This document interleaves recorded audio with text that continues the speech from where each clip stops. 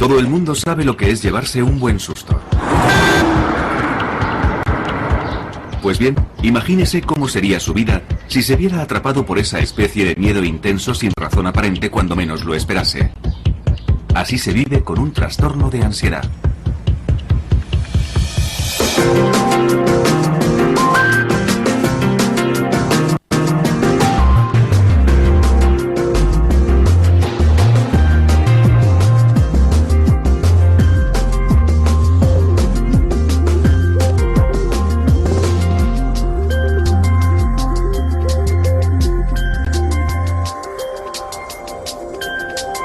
Es normal sentir desasosiego en situaciones angustiosas o peligrosas, pero normalmente pasa rápido y la vida continúa. Sin embargo, la ansiedad es continua y para algunas personas no pasa. Se convierte en un problema que termina controlando sus vidas. Me di cuenta de que me dejaba llevar por el pánico cada vez que salía de casa. Mi casa era el único lugar seguro, así que si estaba dentro de estas paredes me sentía segura. Incluso tener que ir al buzón era algo tremendo.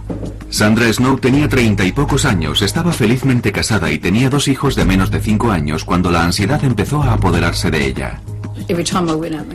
Cada vez que salía y cogía el coche, estaba deseando volver a casa. Y nada más llegar me empezaba a sentir bien. Descansaba un rato y me ponía bien. Después empecé a pensar, no son simples mareos, tiene que ser algo más. Tenía palpitaciones en el coche, me sentía mareada, con náuseas e incómoda. Y llegó un momento en que dejé de salir, siempre estaba en casa, ponía excusas, decía que no me encontraba bien, que tenía dolor de cabeza, que tenía algún virus estomacal, que estaba enferma, que los niños no estaban bien. Me inventaba cualquier excusa. Al recordarlo, Sandra es consciente de que evitó hacer ciertas cosas durante mucho tiempo. Pero después de 3 meses particularmente agobiantes a cargo de sus 2 hijos pequeños, de un marido enfermo, un negocio y de ella misma, la ansiedad le superó. Hace como un año, digamos que empecé a evitar algunas cosas. No quería ir al cine y cosas así, ni estar entre mucha gente. Y además creo que el estrés de cuidar de mi familia también influyó de alguna manera. Durante los 7 años siguientes, Sandra vivió un constante miedo diario a los ataques de pánico que llegaron a controlar su vida. Es una sensación horrible. Por eso la gente dice que debe ser parecido a un infarto. El corazón te late muy rápido y tienes un ligero dolor en el pecho. Te falta la respiración, la cabeza te da vueltas, te tiemblan las rodillas y no sabes si vas a vomitar porque todo es muy confuso. Tienes el estómago, la cabeza, todo el cuerpo como sobresaltado. Supongo que es una especie de sobresalto, una sensación horrible. En el núcleo de estas sensaciones tan desagradables está la ansiedad y un mecanismo que todos tenemos para sobrevivir al peligro inminente que es luchar o huir. Se conoce como respuesta lucha-huida. La ansiedad es un síntoma normal. Todos somos capaces de experimentarla. Pero en los trastornos de ansiedad, las rutas de dicha ansiedad son demasiado sensibles. Afectan mucho más a la gente que sufre trastornos de ansiedad que a la gente que no tiene esos problemas. Estas rutas de ansiedad afectan a 3 partes principales del cerebro. El estímulo, que históricamente era un animal salvaje y que hoy en día es más parecido a un coche de carreras, llega al cerebro a través de los ojos y la respuesta se coordina en una parte del cerebro conocida como amígdala. Esto activa la parte pensante del cerebro, la corteza prefrontal. A la vez, la célula más primitiva del cerebro se acciona provocando la ansiedad y por consiguiente la respuesta de lucha-huida. Aumenta la tasa cardíaca. La respiración se hace más rápida y se entrecorta. Y los músculos se contraen. Todo ello tiene como objetivo sobrevivir al peligro físico, pero lo que hace es provocar un ataque de pánico, por una mala interpretación provocada por los trastornos de ansiedad. Porque si se padece un trastorno de ansiedad, estas partes del cerebro se activan fácilmente. Se sufre un ataque de ansiedad Y al experimentar miedo, se tiene un pensamiento distorsionado. Algo terrible va a ocurrir. Vas a perder el control. Vas a sufrir un infarto. Vas a morir. Y para el 10% de personas que sufrirán un ataque de pánico, es el miedo a tener otro lo que puede producir que se instale el trastorno. Bueno, el típico ejemplo es el de una persona que sufre un ataque de pánico en un lugar muy concurrido, como un supermercado lleno de gente un jueves por la tarde. Es una experiencia verdaderamente horrible. La persona vuelve a su casa pensando en cuándo tendrá otro de esos ataques de pánico. Terminan sintiendo una ansiedad permanente. Se denomina agorafobia, que etimológicamente significa miedo a los lugares públicos abiertos, es decir, se tiene miedo a ir a cualquier lugar desprotegido. Evidentemente no quieres tener otro ataque de pánico, así que solo piensas en el próximo ataque y en el lugar donde te ocurrirá, ya que puede pasarte en el sitio más inesperado. Y no quieres estar fuera de tu casa cuando ocurra, porque no quieres sentirte vulnerable. ¿Cómo vas a sobrellevarlo si estás fuera? Es decir, cuando estás fuera, no puedes llegar a casa rápidamente. Así que terminas evitando salir, porque sabes que si tienes un ataque en el supermercado, no volverás al supermercado. Si tienes uno en la lechería, no volverás a la lechería. Y terminas evitando todo lo que te hace sentir incómoda, que finalmente es todo. Durante 7 años, Sandra apenas salió de su casa, y mientras algunas personas que sufren ataques de ansiedad o agorafobia tienen muy pocos ataques de pánico, para Sandra formaban parte de su vida, y cualquier cosa podía desencadenarlos en cualquier momento, como por ejemplo, salir por la puerta de su casa. Digamos que mi desafío cada mañana era salir a recoger el correo. Me obligaba a hacer ese tipo de cosas insignificantes. Pensaba que ir al buzón era mi forma de hacer algo. Me hacía sentir un poco útil, así que ir a recoger el correo era una especie de objetivo diario. Incluso haciendo eso, el riesgo de sufrir un ataque de pánico siempre estaba ahí y siempre era muy desagradable. Te tiemblan las piernas. Sientes que te tienes que agarrar a algo. Yo me tenía que agarrar a lo que fuera. Si no tenía un bastón, me tenía que agarrar a un seto o a algo que tuviera cerca. Pero tenía que agarrarme a algo para no descentrarme, para poder dar el siguiente paso. Necesitaba algo donde agarrarme. La cabeza te da vueltas.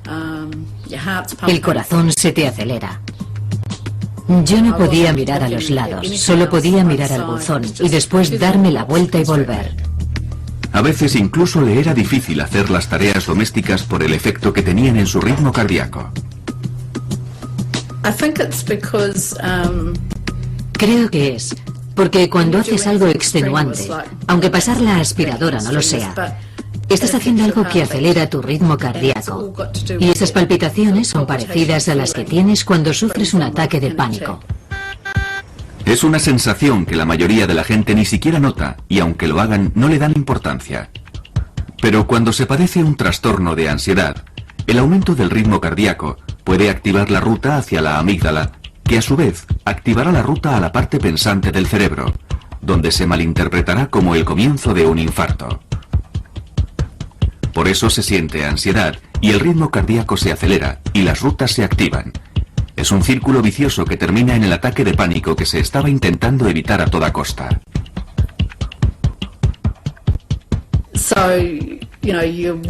Así que cuando estás activa, sientes que tu corazón va a un ritmo diferente al normal. Y yo solo pensaba en eso. Y creo que por eso me sentía tan incómoda pasando la aspiradora. La cabeza me daba vueltas y no me gustaba esa sensación porque era muy frecuente. Me hacía sentir muy mal, así que la mayoría de las veces barría. Barrer era lo mío. Dependiendo de la naturaleza del trastorno de ansiedad, se dejan de hacer ciertas cosas para evitar lo que se cree que provocará el siguiente ataque de pánico. La palabra ratones no se podía decir en casa. Ni ratón. Tampoco podía ver fotografías de esas cosas en casa. Ni ratón. Tampoco podía ver fotografías de esas cosas en la casa por mi miedo a tener un ataque de pánico y morir. Una de cada 5 personas sufrirá un ataque de pánico en su vida y un cuarto de ese porcentaje padecerá una fobia específica. Muchos saben lo que es sentirse incómodo cerca de una araña o de un perro. Pero si se padece una fobia específica, esas cosas y el ataque de pánico que pueden provocar adquieren proporciones aterradoras. Una de las partes principales de un ataque de pánico que no se da en la ansiedad normal es tener una sensación de fatalidad inminente, además de unas sensaciones físicas verdaderamente intensas. Cuando Joyce Waddington tenía 20 y pocos años y 2 niños menores de 5 años, su enorme deseo por evitar más ataques de pánico superaba con creces los niveles de ansiedad normal. Bueno, mi paranoia llegaba al punto de pensar que había ratones en el tejado. Creía que había miles de ratones y que un día se derrumbaría y todos los ratones me caerían encima, por todo el cuerpo. Ver un ratón me matará, porque sufriré un ataque de pánico tan grande que moriré. Joyce era presa de una fobia totalmente desarrollada a los ratones, una fobia específica o simple. Es cuando la gente tiene un miedo concreto a cierto tipo de situaciones, a un objeto o a un animal del que están cerca. Y al quedar expuestos a ello, o simplemente el pensar en estar cerca, tienen una reacción inmediata de ansiedad, pasan mucho miedo y quieren huir, y terminar con esa situación o resisten con gran dificultad. Normalmente se trata de alturas, espacios cerrados, espacios abiertos, fuertes vientos, agua, perros, gatos, serpientes, arañas, polillas, pájaros, insectos, ratones, agujas, sangre, médicos, hospitales. Hay cientos de fobias, pero estas son las más comunes. Todo parece bastante inofensivo, pero cuando se tiene una fobia específica, esta puede controlar la vida de una persona. No me podía quitar de la cabeza la obsesión de que había ratones en cualquier sitio. Lo que también me ocurría es que empecé a oler a ratones y los olía por todos lados, 24 horas al día. Mentalmente, intentaba quitarme la idea de que había ratones en mi casa y en la de los demás. No era solo en mi casa. En las botas de agua. Se metían en las botas de agua. Y sabía que eso ocurría porque de pequeña tenía unas, y un día que fui a ponérmelas salió un ratón de ellas. Creo que ese fue un momento trágico de mi infancia. Me fui a poner las botas de agua y salió un ratón de una de ellas. Los ratones se meten en cualquier parte y en ese momento me provocaron mucho estrés.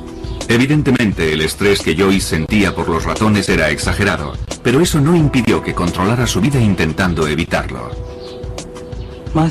Los ratones se meten en las despensas y estuve muchos años sin abrir una. Lo que hacía era poner en la encimera todo lo que normalmente se guarda en los armarios de la cocina y que utilizaba a menudo, o lo ponía en otros sitios para no tener que abrir los armarios. Tazas, platos, sartenes, cualquier cosa que normalmente se pone en una despensa, yo lo tenía en estanterías. Detrás del huidizo comportamiento de Joyce se ocultaba un miedo desesperado por lo que pudiera ocurrir si veía un ratón. Creía que me quedaría sin respiración, que no podría respirar, que me desmayaría en cualquier momento y que me moriría. Esa sería la reacción que tendría si veía un ratón. Recuerdo que en una ocasión me subí a una mesa. Creo que estuve subida unas 6 o 7 horas. Me quedé paralizada. No me podía mover. Creo que se denomina estado catatónico. Es cuando la gente se queda paralizada en un determinado momento. Hay quien tarda un buen rato en salir de ese estado. Yo solo pensaba en que viniera alguien a salvarme y todo terminó bien. Pero no podía bajar sola, porque ni siquiera sabía que estaba subida a la mesa. Mi marido no estaba en casa en ese momento, así que tuve que esperar a que llegara y ahí estaba yo, subida a la mesa. Y se quedó como diciendo, Dios mío, ahora me hace gracia, pero entonces no me hizo ninguna. En cualquier lugar, pero sobre todo fuera de su casa, el miedo a los ratones siempre acompañaba a Joyce. Nunca me sentía segura. Podía estar paseando por la calle y el miedo estaba ahí. No me sentía segura. De hecho, llegó un momento en que conocía mi casa, conocía todos los rincones de mi casa y me aislé mucho. Cuando salía no conocía las casas de otra gente, no las conocía. Joyce terminó por no salir para nada de su casa. Creo que debieron ser unos 11 o 12 años, quizás. No salía de casa. Era más fácil quedarme y no salir, estar en casa con mis hijos. Y sí, supongo que aislarme. El miedo de Joyce a los ratones era muy intenso y no había nada que su marido ni nadie pudiera hacer para que cambiara. El objeto de tu miedo se convierte en algo aterrador y se tiene que evitar a toda costa. Por eso solo piensas en esa parte del problema y no en que pueda haber otras formas de resolverlo. Piensas que te dan mucho miedo los ratones y sabes que es algo que quizás no le ocurre a la mayoría de la gente, pero para ti no hay nada que se pueda hacer al respecto.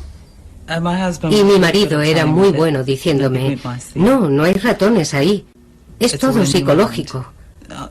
Y yo respondía, no, sé que hay. Y a pesar de todo lo que me decía, yo seguía pensando que había ratones. No me importaba lo que dijera, estaba convencida de que había ratones. Pero gracias a su marido y a un artículo periodístico conoció una asociación que tenía una línea telefónica de ayuda a las 24 horas del día para fóbicos. A partir de ahí todo empezó a cambiar. Y me dijo, creo que esto es lo que te está ocurriendo a ti. Deberías llamar a esta persona. Así que llamé a Marcia y empecé a hablar con ella por teléfono. Y me empezó a informar sobre el miedo que padecía. No supe que se trataba de una fobia hasta entonces. Y volví a recuperar mi vida, porque había dejado de tenerla hacía 12 años. Algo hizo que Joyce se diera cuenta de lo que le ocurría, y al ser consciente de que tenía un problema, supo que existía la posibilidad de hacer algo al respecto.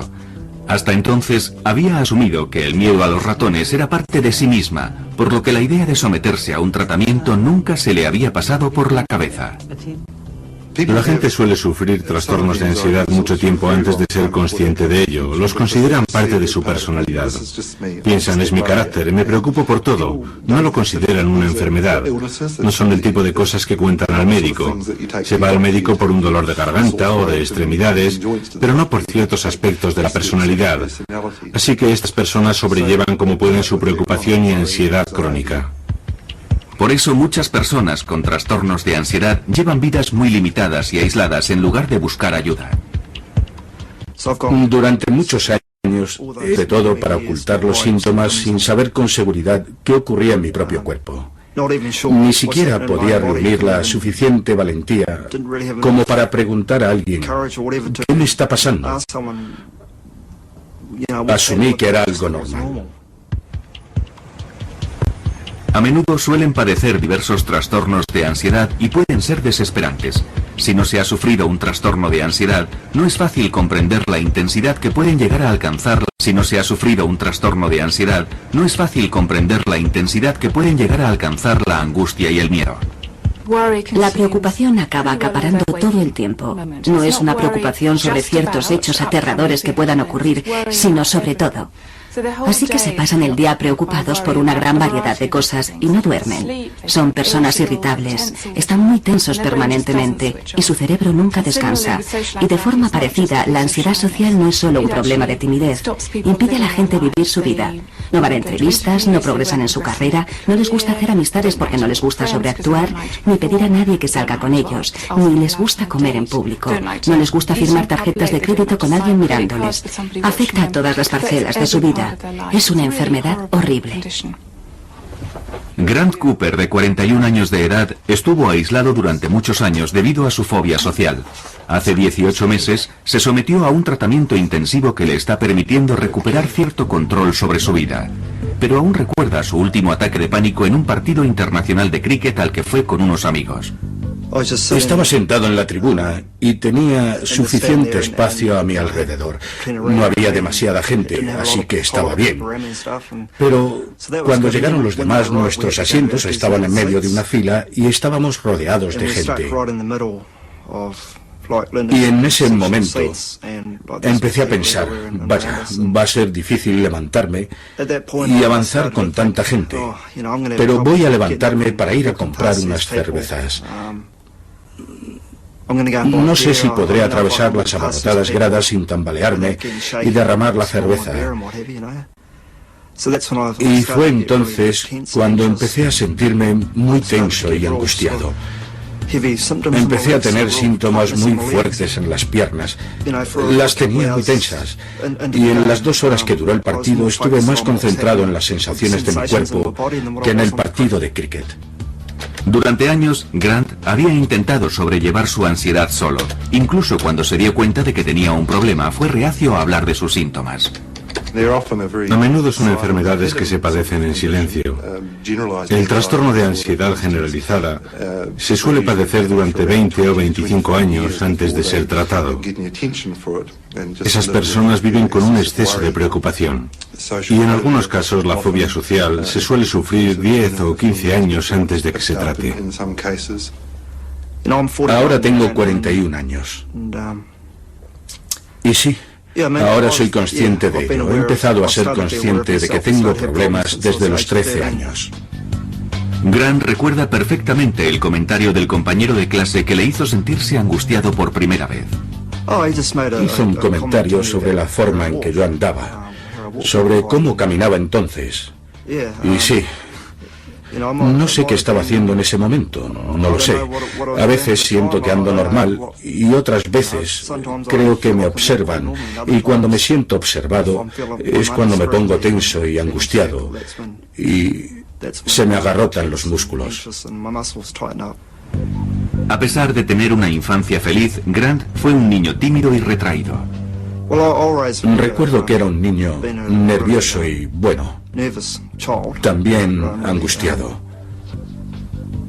Me daba miedo participar en muchos deportes y ese tipo de cosas. Era un niño muy callado y no me gustaba destacar.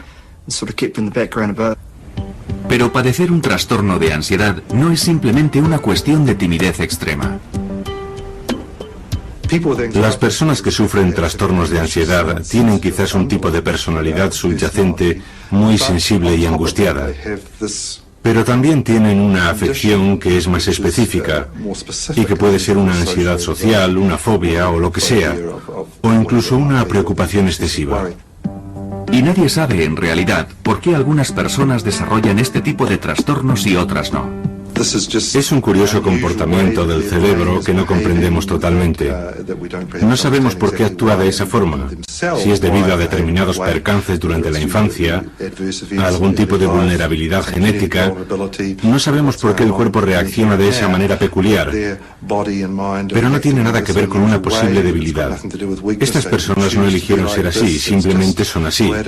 Igual que otras personas que padecen otro tipo de enfermedades médicas. No es que sean más débiles, simplemente son así. Mala suerte. Los trastornos de ansiedad afectan al 20% de la población, y si se tiene la mala suerte de ser socialmente fóbico, estar con otras personas se puede convertir en un verdadero calvario. Recuerdo que una vez, saliendo de casa, escuché unas voces en mi cabeza que me decían: No quiero ir, no quiero ir. Y era como si gritaran dentro de mi cabeza. Cheryl Freeman, una mujer felizmente casada y con 2 hijos que ahora estudia psicología, cree que su fobia social surgió de un trastorno de ansiedad generalizada que había comenzado 10 años antes. Llegó un momento en que me daba miedo hacer muchas cosas, sobre todo cosas relacionadas con la comida. No quería comer alimentos si no sabía cómo habían sido procesados. No quería ser la primera en comer algo. Me daba miedo que algo estuviera envenenado. Y también ir al baño. Recuerdo que en una acampada tenía miedo de que alguien hubiera podido envenenar el papel higiénico. Algo bastante irracional. Por esa época, Cheryl tuvo uno de sus extraños ataques de pánico. Había comido unos frutos secos y empecé a sentir que me hinchaba. Aparte de que uno se hinche por dentro, yo creía que me estaba hinchando por fuera. Así que me fui a mirar en el espejo y me miraba y me volví a mirar y empecé a notar los síntomas. El corazón se empezó a acelerar, así que llamé a una ambulancia y me llevaron al hospital. Me conectaron a un monitor cardíaco y mi corazón iba a 100 por hora. Me asusté mucho. Creía que me moría. Cuando tuvo el siguiente ataque de pánico, el trastorno de ansiedad de Cheryl ya se había convertido en una fobia social. Me daba miedo ser juzgada y criticada por otras personas. Sentía que todo el mundo me miraba, que no era lo suficientemente buena. Ese miedo a lo que otra gente pudiera pensar de ella le provocó una grave reacción física. Si íbamos a algún sitio donde hubiera más gente, pensaba, no les gusto, no les gusto. Y empezaba a tener un ataque de pánico. Era muy duro, porque sentía un dolor muy fuerte en las piernas. Temblaba. El corazón se me disparaba. Perdía totalmente el control y mi marido terminaba llevándome de vuelta a casa. Y si pasábamos por el hospital, yo le decía, creo que deberíamos parar para que me examinen. Y él me decía, no, es solo eso, estás bien. Y después llegaba a casa, me tumbaba en la cama y tenía mucho miedo de que eso me terminara matando. Los trastornos de ansiedad pueden provocar ataques de pánico o no. Sin embargo, cuando la persona se ve en la situación que teme, sufrirá uno. Un fóbico a los ratones, al enfrentarse a un ratón, tendrá un ataque. Un fóbico social, si se ve obligado a actuar o hablar en público, sufrirá un ataque de pánico. O una persona que padezca agorafobia tendrá un ataque de pánico en un lugar concurrido donde no podrá escapar. A pesar de las similitudes, los diferentes trastornos pueden diferenciarse claramente cuando se pregunta a los fóbicos a qué tienen miedo exactamente. Y la diferencia es que alguien con una fobia social odiará ser el centro de atención, odiará estar bajo la mirada de otra gente y tendrá mucho miedo a hacer algo que le humille o que le deje en ridículo. Y eso es muy diferente a lo que siente alguien con un trastorno de ansiedad, cuyo miedo es sufrir un infarto, desmayarse, la sensación de fatalidad inminente. Cuyo miedo es sufrir un infarto, desmayarse, la sensación de fatalidad inminente. Con esa pregunta se obtienen respuestas muy diferentes. Otras diferencias son que alguien con fobia social no querrá tener a nadie cerca para que nadie vea lo humillante o lo estúpido que parece, mientras que alguien con un trastorno de pánico sí querrá tener a alguien cerca para que le ayude en caso de sufrir un infarto o algo así. Y las rutas del cerebro que están activadas también diferirán dependiendo del trastorno que se padezca. Cuando se han estudiado grupos de personas con estas afecciones y se han analizado qué partes del cerebro se encienden y cuáles se disparan en una situación que provoca ansiedad, parece que también son diferentes dependiendo del trastorno que se sufra. Por tanto, con la ansiedad social, parece haber más actividad en la parte pensante del cerebro y en la amígdala que coordina la respuesta de la ansiedad. El trastorno por pánico activa esas dos partes del cerebro, pero también la parte inferior y más primitiva del cerebro responsable del lado físico de la ansiedad. Lo que se hace como resultado de la ansiedad también difiere. Alguien con fobia social, a quien no le gusta comer en público, se sentará de espaldas a la puerta para que nadie le pueda ver comer. Mientras que alguien con un trastorno de pánico se sentará muy cerca de la puerta para poder salir corriendo si sufre un ataque de pánico. Igualmente, en la cola de un supermercado, las personas con fobia social sentirán cada vez más ansiedad a medida que se acercan a la caja porque alguien les va a mirar. Van a tener que firmar su tarjeta y les temblará la mano y todo el mundo lo verá. Sin embargo, alguien con trastorno de pánico se sentirá cada vez más angustiado porque no puede salir de ahí. La agorafobia de Sandra era tan intensa que evitaba salir de casa. Sin embargo, no le impedía estar con gente. No padecía fobia social. No tenía problemas con los grupos sociales, pero salir y dejar la seguridad de mi casa era mi zona segura. Necesitaba el contacto con la gente, porque yo soy una persona muy sociable, igual que mi marido. Los dos lo somos. Pero tener gente en mi casa era algo diferente. Los ataques de pánico que tenía me incomodaban mucho, porque tenía que irme al dormitorio o al baño para intentar que se me pasaran. Cuando sufría un ataque, tenía que volver a salir y ser sociable de nuevo. Hace 7 años que el trastorno de ansiedad no controla la vida de Sandra Snow. Atrás han quedado los días en que el simple hecho de tener que ir al dentista le provocaba un ataque de pánico. Lo peor fue un día que me dolía una muela y no podía salir de la cama. No podía parar de llorar. Sentía mucha pena de mí misma. Nunca tuve ganas de suicidarme. Nunca quise acabar con mi vida, pero sentía que ya había tenido bastante. Y fue entonces cuando llamé a la Asociación de Fóbicos. Sandra habló con alguien que había pasado por lo mismo que ella, y eso fue muy tranquilizador. Me explicó lo que yo estaba sintiendo. Le di un nombre. Yo no era estúpida, no estaba loca. La gente cree que cuando se tiene una enfermedad mental, se está loco. Hay muchos prejuicios en torno a las enfermedades mentales, y yo también los tenía, pero eso era antes. Evidentemente ahora no los tengo. Otra cosa que Sandra ya no tiene es una mente llena de pensamientos negativos. No siempre podía quitarme de la cabeza todos esos pensamientos negativos. No podía. Estaban ahí. Y no era por falta de confianza o porque no me sintiera bien conmigo misma. No era eso. Sin embargo, no podía librarme de ellos. Siempre estaban ahí. Estaban en mi cabeza permanentemente. Y no me podía acostumbrar a ellos.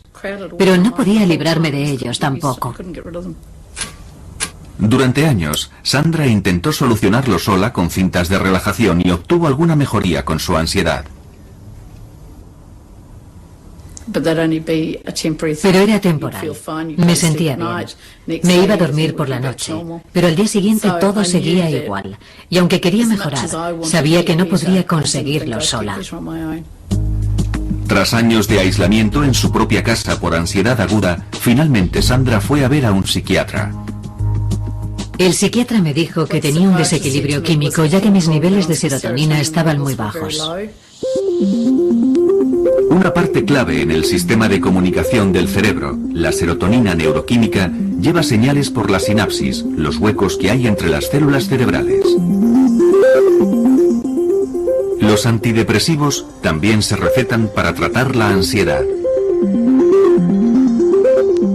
Funcionan inhibiendo la recaptación de serotonina y aumentan la cantidad que circula en la sinapsis. Las rutas de la serotonina en el cerebro comienzan en su parte primitiva, el cerebro central, y lo atraviesan. Y eso explica que el aumento de los niveles de serotonina tenga efectos beneficiosos en todos esos sistemas. Sandra no estaba muy convencida acerca de la medicación. Estuve llorando todo el camino de regreso a casa, pero sentía que era lo correcto. Sentía que estaba haciendo algo positivo y en el fondo me sentía bien. Y a pesar de que no fue fácil al principio, la vida de Sandra empezó a cambiar lentamente. Las primeras 2 semanas me sentía fatal, no me sentía bien y pensaba, ¿habré hecho lo correcto? Y después, poco a poco, empezó a apetecerme salir. Sentía que podía hacerlo y no me encontraba enferma ni incómoda. Poco a poco empezamos a dar pequeños paseos en coche, caminando por el barrio, y todo se fue arreglando. La medicación es uno de los dos tratamientos principales para los trastornos de ansiedad y a menudo se combina. El segundo es una forma de psicoterapia conocida como terapia cognitiva del comportamiento. Creemos que la terapia cognitiva del comportamiento rompe las rutas que afianzan y establecen estos trastornos. La terapia cognitiva del comportamiento actúa desde la corteza prefrontal hacia abajo para neutralizar las rutas afectadas por los trastornos de ansiedad. Una parte de dicha terapia es aprender a conocer los síntomas y romper el ciclo de ansiedad antes de que éste se produzca. Es duro, porque cuando te das cuenta de que estás angustiado, tu respiración se acelera automáticamente. Y claro, es muy difícil percatarse cuanto antes y decir, vaya, estoy teniendo ansiedad. Necesito concentrarme en la respiración. No se puede controlar sin que la gente se dé cuenta de que le está pasando, y eso ralentiza mucho las cosas. Pero cuando las cosas se tranquilizan, los síntomas empiezan a desaparecer.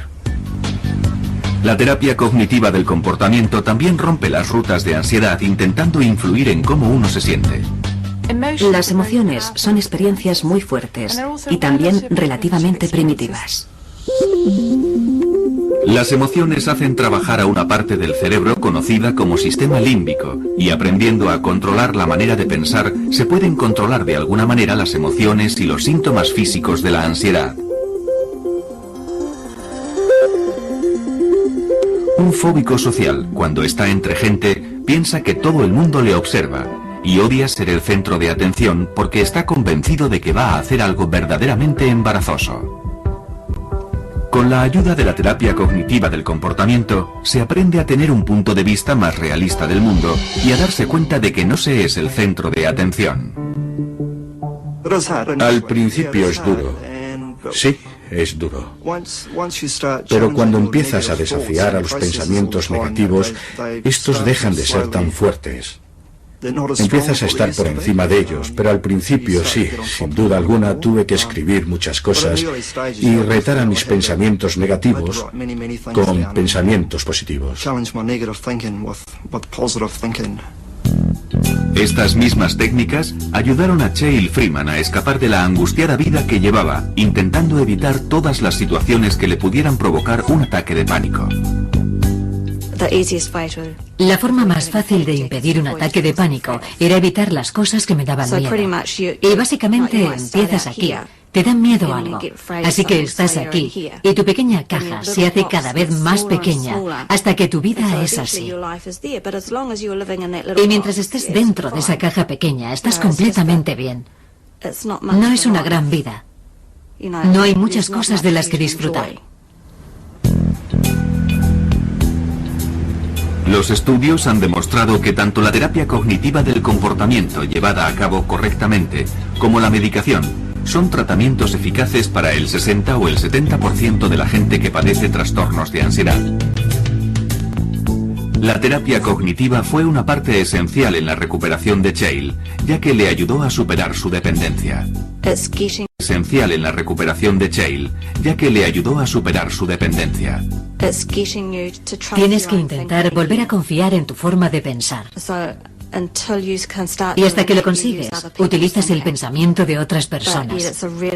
Pero sí, esa es una parte muy importante del proceso para llegar a la etapa en la que puedes pensar, vaya, se me está acelerando el corazón, ¿por qué? Ah, vale, porque he subido escaleras. O puedes estar en una situación en la que te sientes alterado o nervioso y piensas, bueno, no pasa nada porque esté nervioso, todo el mundo puede estar nervioso.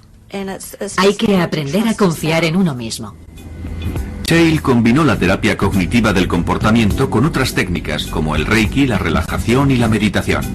Sin embargo, cree que fue la medicación a la que al principio fue tan reacia la que le ayudó a poner toda la teoría en práctica. Hice muchas cosas porque tenía miedo de la medicación. Era uno de mis miedos generalizados. Me había propuesto hacerlo de una manera natural y lo quería conseguir para decir al mundo, se puede hacer así, no hace falta la medicación. Pero Cheryl fue finalmente a un psiquiatra que le dijo que también sufría una depresión.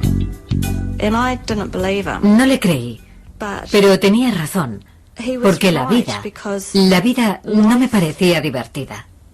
No tenía alegría, no tenía felicidad. No tenía felicidad en mi interior, no la tenía, así que estaba deprimida y muy angustiada. Cheryl empezó a tomar la medicación y tras varios meses aumentando gradualmente las dosis, consiguió controlar su ansiedad. La primera vez que me di cuenta fue en una boda. En la iglesia estaba muy contenta y pensé, vaya, esto está bien. Y después durante la cena y comí lo que habían puesto, todos los platos, y bebí un par de copas de vino y hasta bailé. Estaba muy relajada y pensé, es fantástico.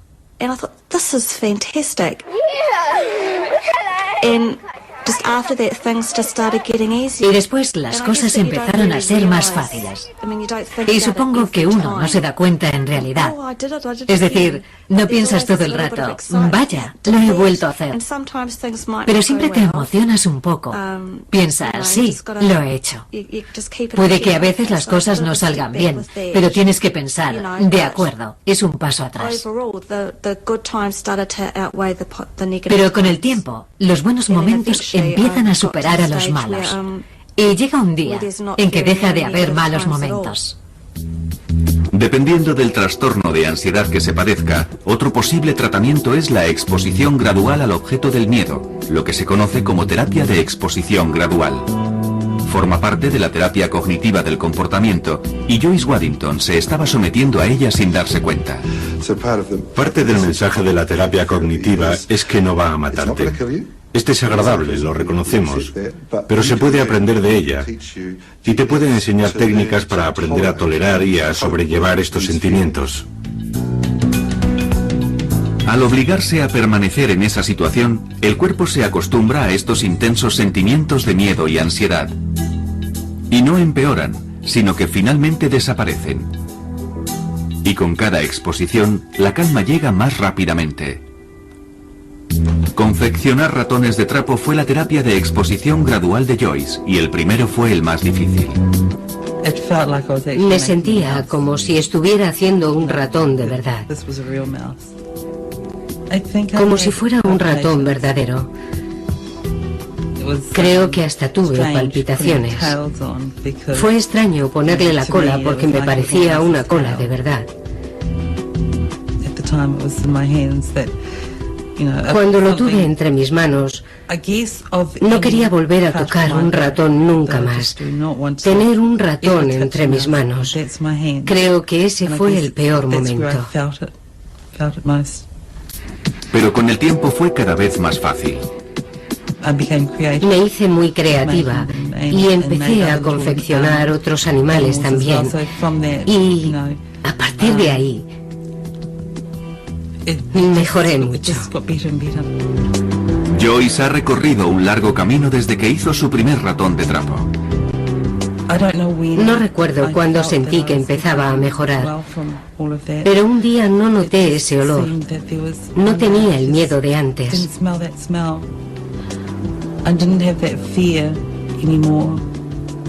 Y empecé a salir, a vivir. Podía conducir.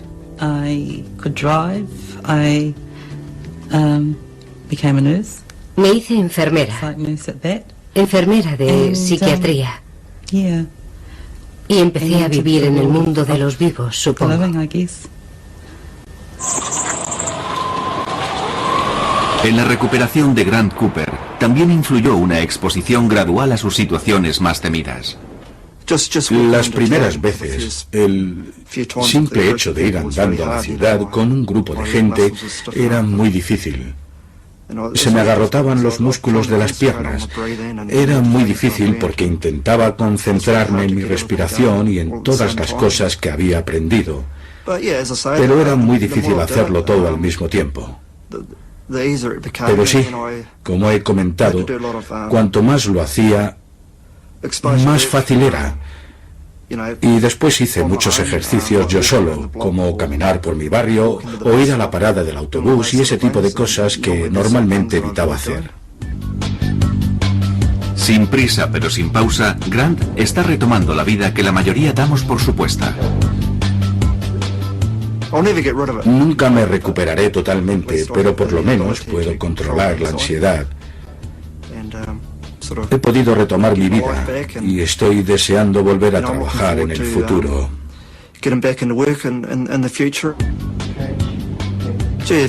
Caray, si vieras cómo estaba hace 18 meses. Hace 18 meses me sentía como un mini roto y ahora me estoy empezando a sentir como un Rolls Royce. Está muy bien. El trastorno de ansiedad de Sandra Snow la mantuvo aislada 7 años, pero solo se arrepiente de una cosa.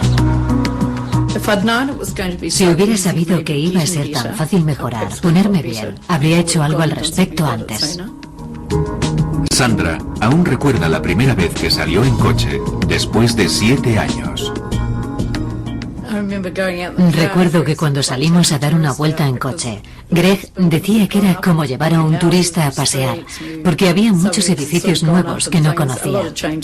Casas nuevas, calles nuevas, zonas renovadas, en fin, muchos cambios. También fui a ver a mis hijos al colegio y también fui a casa de mis amigos, ya que algunos de ellos se habían mudado y no había ido a visitarlos. Ahora tenía una vida, pero fue poco a poco. No salí como un toro bravo a hacerlo todo a la vez. Era como si un nuevo mundo se abriera frente a mí. Sí, fue genial. Fue genial.